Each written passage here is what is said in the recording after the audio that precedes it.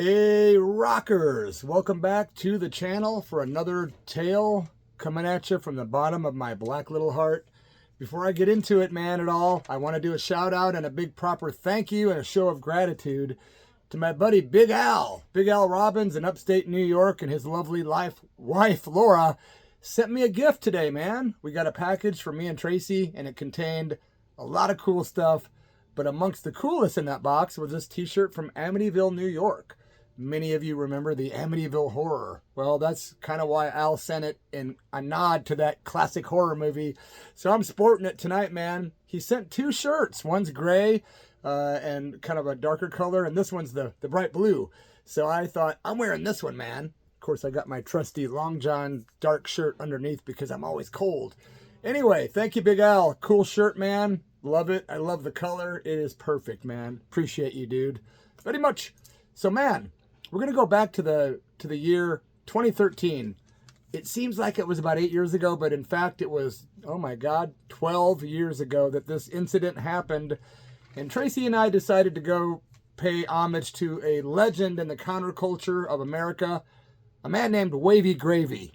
Yep, if you're not familiar with Wavy Gravy, just give him a quick Google. The guy's an American icon, right?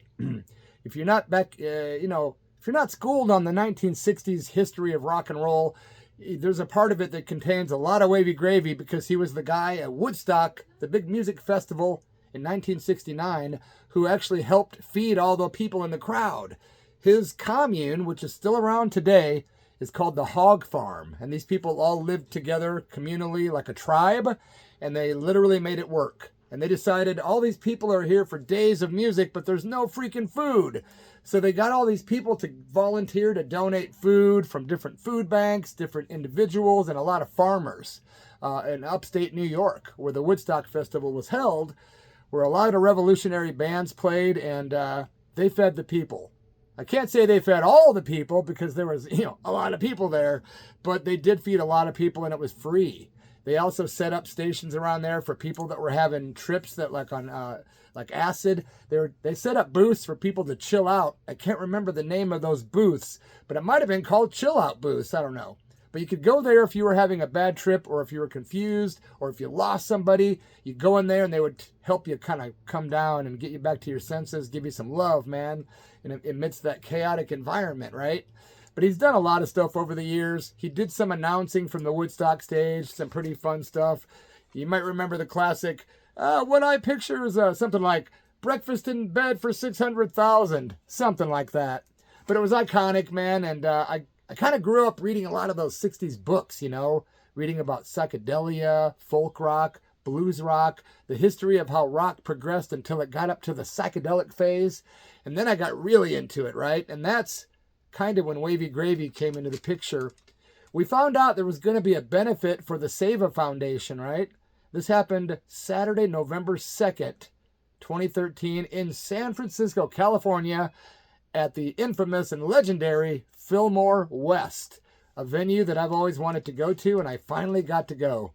That night on the bill, it was a benefit for the Seva Foundation.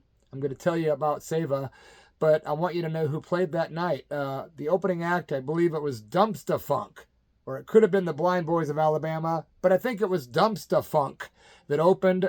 Killer band, man, doing like a jam band, but also real funky and just great musicians, the kind of stuff you hear it and you go, this is thumping, right? And then the Blind Boys of Alabama, legendary gospel group that have frequently participated in benefits to raise money for Seva. And the band that headlined, one of my favorite group of people, these two guys in particular, like I'm from the East Coast now. Hot Tuna was made up of a lot of dudes, but the main two guys was Jack Cassidy and Yorma. Yorma from the Jefferson Airplane, and of course, he played guitar with those guys.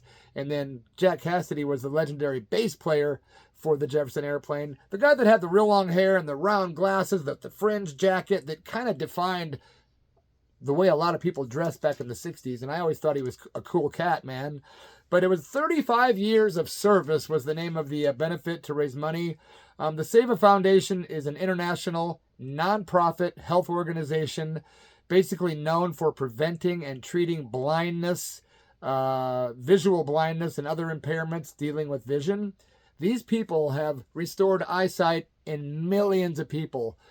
Dr. Larry Brilliant is one of the people that co-founded Seva, along with the legendary Ram Dass, Wavy Gravy, Nicole Grassett. Steve Jobs was instrumental in the early days. Of course, he passed away, but Steve Jobs served as an early kind of, well, one of the guys at the roots of that. He was an advisor and a major contributor to the Seva Foundation. Dr. Larry Brilliant, another guy that if you like this kind of stuff, you got to find his book. It's about how they cured, oh boy, what was the biggest disease known to man over in India? And it's just escaping me. Just Google Dr. Larry Brilliant and see what he eradicated, and your mind will be blown, right? Should have done more research, damn it. But didn't know how deep I'd go in this, but there's a lot of explaining. A lot of splaining I got to do, Lucy. Lucy! Anyway, I'm sorry. I'm thinking about Lucille Ball all of a sudden. ADHD is killing me and my Amityville Horror t-shirt. Where was I at? Dr. Larry Brilliant and guys like him, doctors, real doctors, they would get in helicopters. They flew them over to like Tibet, India, all these places with little villages where people lived and taking care of themselves. A lot of these people had cataracts on their eyes, right? And so that means they had like blockage to their vision on both their eyes or one of their eyes. These guys, for I think it was $25 an eye, could go there, give them an injection into their eye, and they completely restored vision 100%. Well, they did that for millions of people. Again, more research next time, dumbass. But yeah, Google Dr. Larry Brilliant, Google the Seva Foundation, it's spelled S-E-V-A, and just ask Google how many people have they restored vision in. You'll be shocked. But these are good people, man. People that want to make a difference in humanity. And guys, you know, a lot of people say to me, oh, bloody man, you turned into a hippie when you moved out to Oregon in 2011. You know, you've just changed, but you're still yourself. But you've like, you know, added this another layer that wasn't you. And stop the presses. BS, man. When I was a young kid, I started out listening to 50s rock and roll with my mom. And many of you guys are going to have the same exact story. Heard 50s rock with my mom. My dad was not into music. Graduated into a little heavier music. Got into the Beatles and Dave Clark 5 and all that cool stuff in Britain. And then eventually finding my own route, right? By finding people like Blue Cheer, Jim Morrison, Janis Joplin, Jimi Hendrix. There were so many revolutionary people doing a lot of stuff by testing the limits of and boundaries of American life, world life, and world consciousness. Yes, a lot of them also OD'd on drugs, but you know what? They gave their cause, they did their path, they lived in their own self-created little bubble like we all do, right? But they made a difference, a lot of these people, man. There was a lot of revolutionary figures out there too, like Dr. Timothy Leary and Ram Dass, and so many, many countless others, teachers galore, right, in the 60s. So what happened was I grew up listening to Neil Young and Buffalo Springfield and like Morrison, you know, Screaming Lord Sutch kind of got me into the crazy shit. But, you know, it goes on and on. All the counterculture figures like the Jefferson Airplane and a lot of those bands like Moby Grape. I could go on and on. Those were my first punk rock heroes. You know what I'm saying? What I'm getting at? They're my first rebellious people that I really liked. Brian Jones from the Stones, innovators, people that were like the first. Syd Barrett, Tiny Tim, man. But, you know, these guys were my heroes. And then later on, just around the corner, I found that first Stooges album with Iggy Pop, and things, the brakes were just hit in the car of my life. Like, and I started getting into the people that you guys all did. The Ramones, the Dead Kennedys, the Cramps, Sex Pistols, all the bands starting out in the late 70s all the way through the 80s, all those great hardcore bands and all the political and social economic lyrics, and it was well thought out stuff. It wasn't just people breaking bottles and putting safety pins in their cheeks. It was really a lot of well thought out stuff. And of course, guys like me and a lot of you were really into the safety pins for no reason stuff and breaking bottles. Yep, spray painting and causing general chaos, right? I was totally into that. Loved all the shock rock bands. I loved Flipper. I loved Fear. I loved Gigi, of course. You know, there were so many others too, man. There really were. But that stuff just drew me in like a fly to... Shit. Yeah, it did. I guess my point is, man, I came full circle, guys. I didn't turn into a hippie. I didn't change my musical taste. Are you kidding? I still live and breathe punk rock and rock and roll in general. But I did start changing my opinions about a lot of stuff when my mind became more open, due to years of psychedelic ingestion, due to years of reading mega books on philosophy, metaphysics. Right now I'm rereading the Bhagavad Gita. That's a trippy book, and I love it. And it's my second or third time reading the Gita. I think my second time really reading it. But unlike a novel, you read books like that contemplatively. Like you just take in that wisdom and you kind of ingest it, internalize it, and then you apply it to your life or your belief systems or whatever. Or not. You might pop your bubbles and go, I was wrong about so many things. I've learned now. But these rock people in our lives, all these heroes like John Lennon, so many others, you got to admit, man, they were the absentee parents for us. You know, parents weren't home. Parents are divorced. Parents are into addiction. Parents are this or that. And my parents were just like yours, dysfunctional, man. The families became dysfunctional. We became raised on television, but we had those great records of all these heroes of rock and roll that kind of taught us the way with their lyrics and with their actions. With people like Wavy Gravy, actions speak louder than words. And a lot of people watching this might be like, I hate this hippie crap he's going into. A lot of others are going, this is kind of interesting. And then a lot of you are saying, hell yeah, Wavy Gravy and the counterculture icons from the 60s. Because like Sister Tracy says on the radio show, you can go as far into the future as you like, but you should never forget your roots. So tonight, Wavy Gravy has been a guest on my radio show maybe 6-7 times. I actually love the guy a lot. I've talked to him many times. Couldn't wait to go to San Francisco to see him perform and to see all these brilliant people that were going to be in the audience and on stage. There was a lot of people there from Seva, which was killer. Again, 35 years of service at this point that Seva had been restoring eyesight in so many people around the world. I have a little bit of information about the bands here that I wrote, but Wavy Gravy was an activist, an entertainer, a counterculture icon, a central figure in the San Francisco music scene back in the day. In the 60s, he was like a clown on stage, and he was an MC for the Grateful Dead. And that's kind of how he started getting into his trip of service. His whole life he's been doing and giving to others. And believe it or not, the Dead, whether you like that band or not, they've done a lot of stuff off the record and like anonymously to help people. They definitely have. I used to be the manager for a very famous spiritual teacher and musician that's a world-renowned kirtan master of singing kirtan. I'm talking about Baba Bhagavan Das. Baba Bhagavan Das told me once, he goes, man, I went down and opened up for the Grateful Dead in like 93 or something. I don't know the year, but he said it was in the 90s, and the Grateful Dead built like a 60-foot Kali Ma statue on stage, which is a central Hindu figure, like the Dark Mother, the Kali Ma. You can look her up, Kalima. It's very interesting stuff. But they built this Kali Ma statue on stage. I think I have a Kali Ma around here, but I don't know. I was going to show you guys. But, you know, he got to sit there on stage and get 10,000 or whatever, how many people, I think it was the Oakland Coliseum maybe. He got them all to chant together. He said the place was vibrating. He said it was literally vibrating, like just vibrating. Because everything is frequency and energy, my friends. You know that, right? Most of you. So when he was telling me that, he started going on and on about how he talked to Jerry Garcia and these guys, and they loved Bhagavan Das. Again, amazing kirtan singer, the best in the world. I've got every vinyl record Bhagavan Das ever put out. If anyone's interested in that, email me and talk to me about that stuff if you want. My email is always in the description area. Please take a moment to like, subscribe, leave a comment.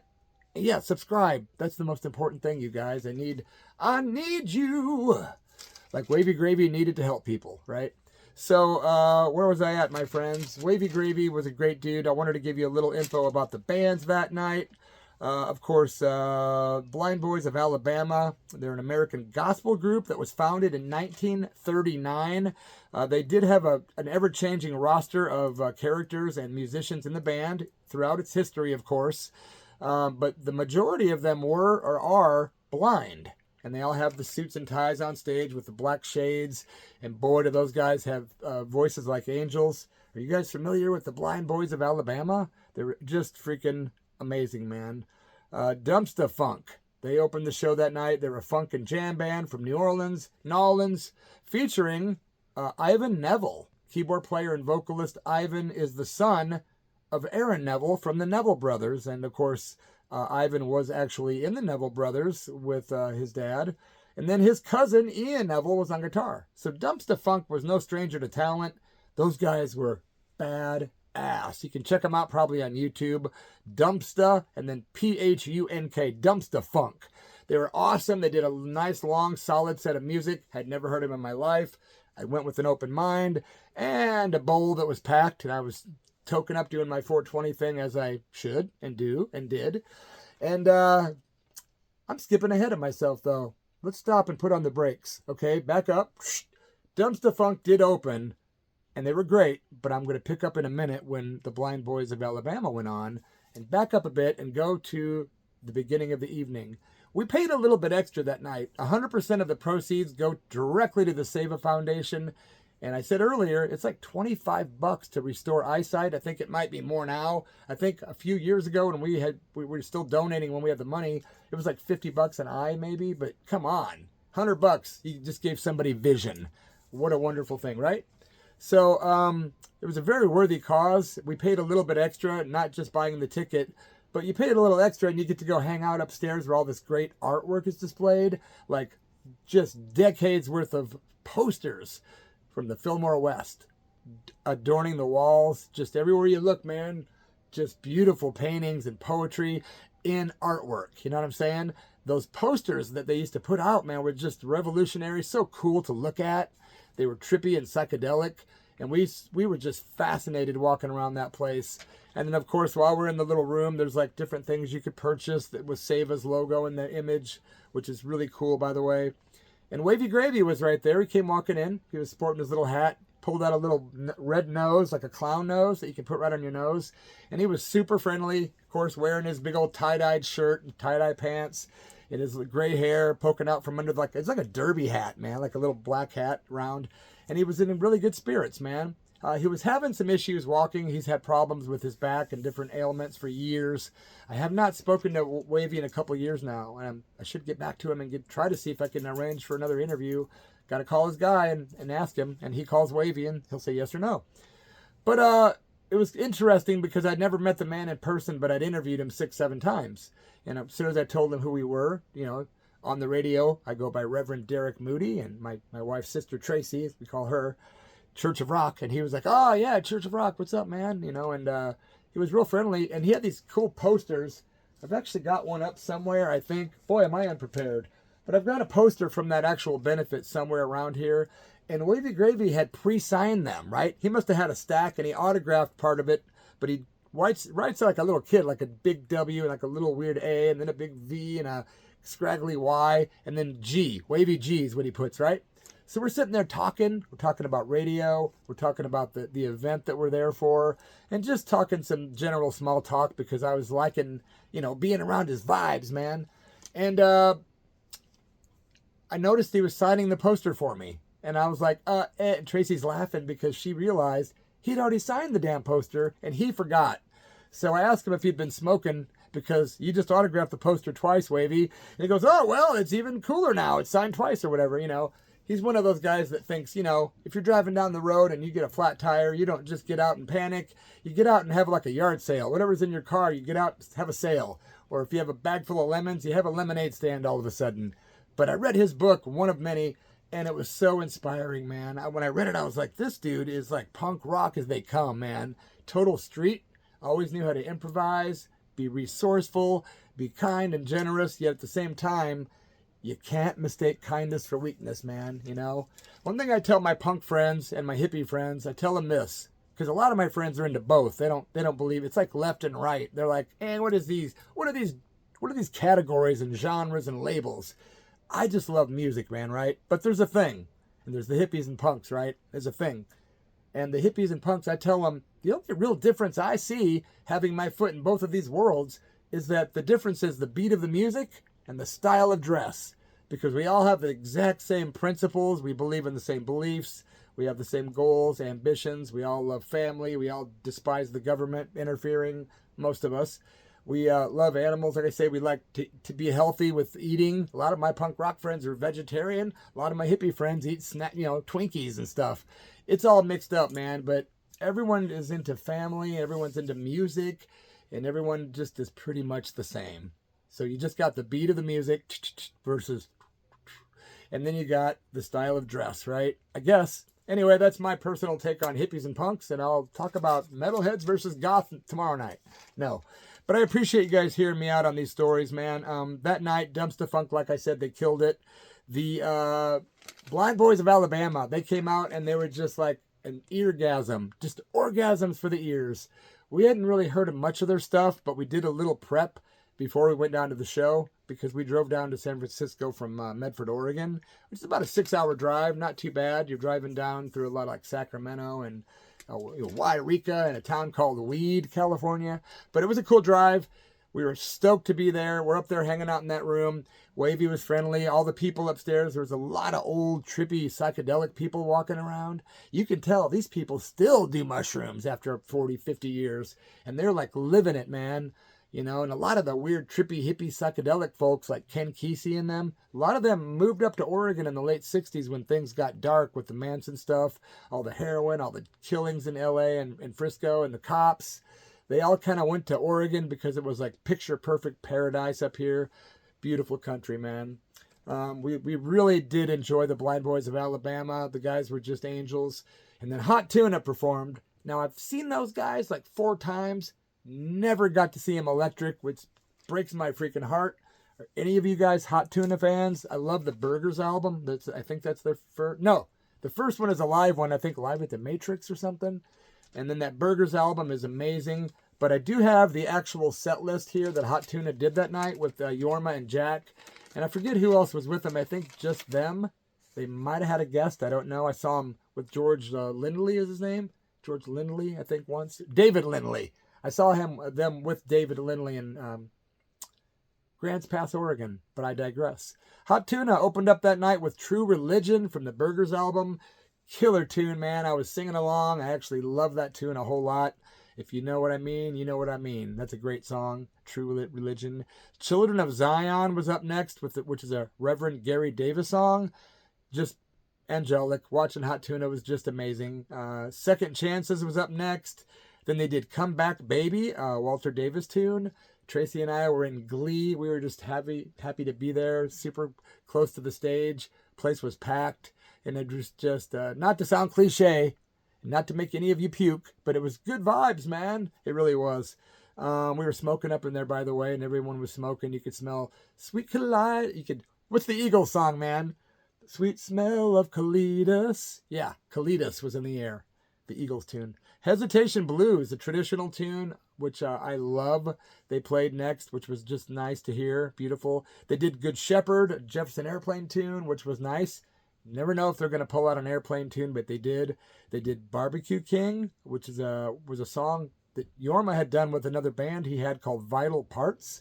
Yeah, Yorma and Vital Parts. Barbecue King was on the list. Then they did That'll Never Happen to Me. They did I Am the Light of the World, another killer tune, Reverend Gary Davis. Shout out to the Rev. If you guys are fans, you know who I'm talking about. Then they also did San Francisco Bay Blues, which is a Jesse Fuller tune. Great stuff, man. They are just one of those bands you see and you're just like looking at these guys and you realize the body of work they've just put out in their lives and how inspirational they were just back when they started in the 60s. And the fact that they can carry that on to the 2020s, it's just crazy, man. Again, this was 2013. It just seems like it was yesterday. Where does the time go, you guys?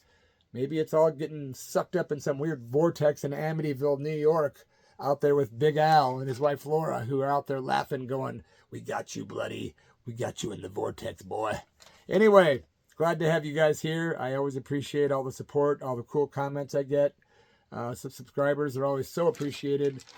I do have a bunch of other stories planned, man. I'm just trying to figure out if you guys would be interested in like stuff like me swimming with like Ram Dass in Maui and getting to know him after a couple visits to Maui. Being able to go there where Ram Dass was at and be invited to swim with him and about 5 other people only, and how I got to manage Bhagavan Das. I don't know if you guys even know who that is, but if you do, leave a comment.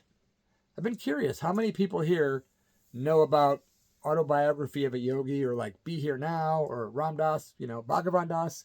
I'm really curious if anybody responds to that question. Thanks again for being here, man. I do feel this is part of a tribe. This is my video book. Every single video is another chapter of the book. Hope you guys have a great rest of your week, and I will talk to you on the next video, hopefully tomorrow night, man. Maybe late night. I'll try. And thanks again to all who attended my live the other night. It actually got 3 times the amount of views that most of the others do in like 12 hours. So that is super cool and encouraging. All right, man, stay real, stay cool, and stay alive, because I'm still alive in 2025.